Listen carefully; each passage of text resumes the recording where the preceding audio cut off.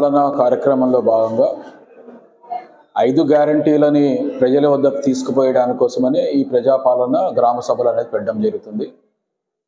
గ్రామంలో ఉన్నటువంటి house హోల్డ్స్ని base చేసుకొని ఆల్రెడీ అన్ని గ్రామాలలో కూడా మేము అప్లికేషన్ ఫామ్స్ ఇచ్చడం జరిగింది. గృహానికి పోయి గృహాలకి మా సెక్రటరీల ద్వారా అన్ని గ్రామాల్లో కూడా అప్లికేషన్స్ ఇచ్చిండ్రు.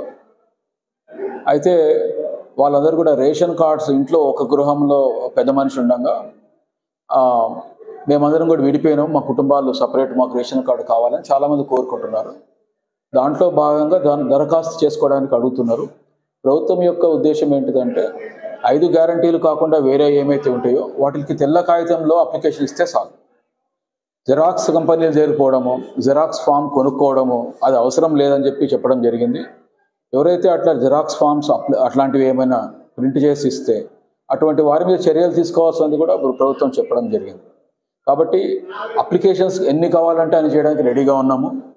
ఎక్సెస్గా కూడా అప్లికేషన్స్ మేము ప్రింట్ చేసుకొని మా దగ్గర బఫర్ పెట్టుకొని ఉన్నాము. గ్రామ పంచాయతీలకి సరిపోయిన అప్లికేషన్స్ ఇవ్వంగా కూడా వాళ్ళకి తక్కువైనాయంటే ఇమ్మీడియట్గా ఇవ్వడానికి ఎంపీడీఓ దగ్గర పెట్టడం జరిగింది.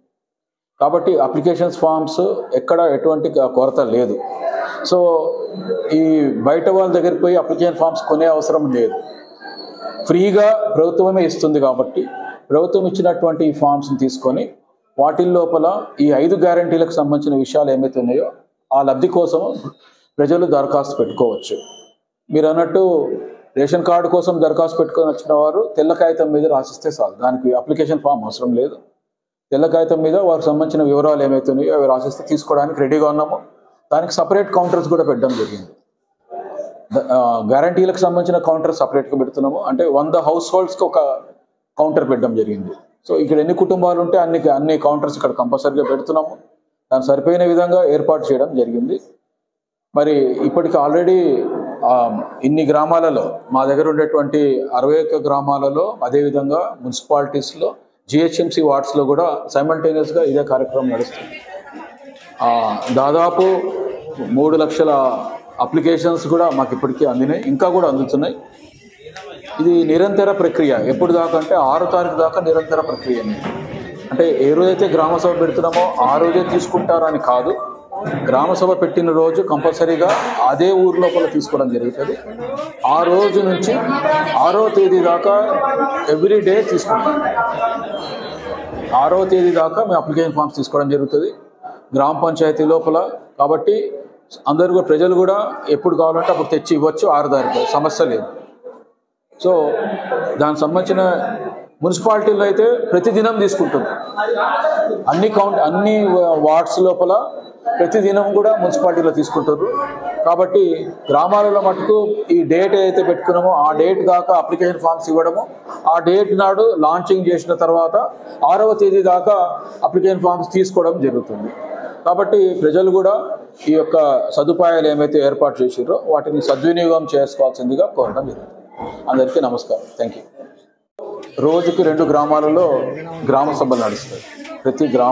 ప్రతి మండలంలో రోజుకు 2 గ్రామ పంచాయతీలు. మన దగ్గర ఉన్నటువంటి 289 వార్డ్స్, మున్సిపల్ వార్డ్స్ ఏమైతే ఉన్నాయో దాంట్లో రోజు నడుస్తాయి, అంటే వార్డుకు నడుస్తాయి, వాళ్ళకి డైలీ నడుస్తుంది. అదేవిధంగా జిహెచ్ఎంసీ వార్డ్స్ కూడా మన దగ్గర ఉన్నాయి, వాటిల్లో కూడా డైలీ తీసుకోవడం జరుగుతుంది. నేను ఉప్పల్ మన మేడ్చల్ కాన్స్టిట్యున్సీ, అసెంబ్లీ కాన్స్టిట్యున్సీకి నన్ను స్పెషల్ ఆఫీసర్ వేయడం జరిగింది. సో దాంట్లో భాగంగా నేను మాకు సంబంధించిన మేడ్చల్ నియోజకవర్గ ప్రాంతంలో నేను పర్యటిస్తూ ఎక్కడెక్కడ సమస్యలని వాళ్ళకి ఆ టైంకి తీర్చడం జరిగింది. ముఖ్యంగా మా గ్రామ పంచాయతీలు మాయ కాబట్టి అక్కడ ఎక్కువ కాన్స్టిట్యూషన్ చేయడం జరుగుతుంది. గ్రామ పంచాయతీలు అన్ని చోట్ల కూడా ఇప్పటికీ మేము సరిపోయిన అప్లికేషన్ ఫామ్ తీసుకున్నాం. ఇప్పటికీ 38 గ్రామ పంచాయతీలు ఆల్రెడీ అయిపోయింది. వాళ్ళ దగ్గర ఇప్పుడు గ్రామ పంచాయతీల్లో గ్రామ సభలు అయిపోయినాయి, కానీ నార్మల్ అప్లికేషన్స్ తీసుకుంటారు మిగతా ప్లేసుల్లో. మిగతా 30 గ్రామ పంచాయతీలు ఈ 6వ తారీఖు లోపల మేము కంప్లీట్ చేస్తాం. మిగతా మాకుండే గ్రామ పంచాయతీలు తక్కువ కాబట్టి రోజుకు ఒక గ్రామ పంచాయతీలో పూర్తిగా కౌంటర్స్ పెట్టి సాయంత్రం 6 గంటల దాకా తీసుకోవడం.